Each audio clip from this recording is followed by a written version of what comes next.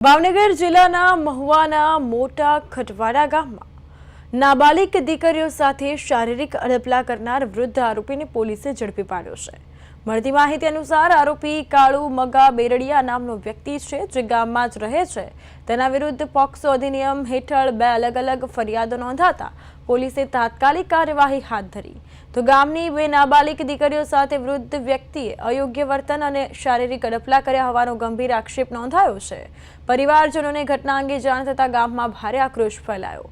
પરિસ્થિતિ ગંભીર બનતા ગામ લોકોએ પોલીસને જાણ કરી અને ત્યારબાદ પોલીસે કાળુ મગા બેરડિયાને તાત્કાલિક પકડી પાડ્યો છે। કાયદેસરની કાર્યવાહી હાથ ધરી છે।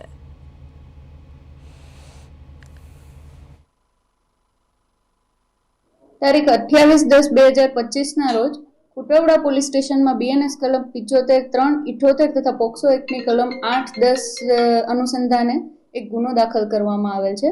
બનાવની વિગત એવી છે કે આ કામના જે ફરિયાદી છે એ પોતાની દીકરી અને સૌથી નાના દીકરા સાથે જ્યારે ઘરે એકલા હતા, એવામાં એમની જે નાની દીકરી છે જેની ઉંમર 3 વર્ષ છે, તેઓ ઘરે મળી ન આવતા તેમના દ્વારા આજુબાજુ અને ગામમાં પૂછપરછ કરવામાં આવે છે। જે બાબતે તેમને તેની દીકરીની કોઈ ભાળ ન મળતા તે તેમના રિલેટિવને ત્યાં એમની પૂછપરછ કરવા માટે જાય છે। એવામાં થોડા સમયમાં તેમની જે આ દીકરી છે, નાની દીકરી, તે એના પોતાના ઘરે પરત ફરે છે અને ગભરાયેલી હાલતમાં હોય છે।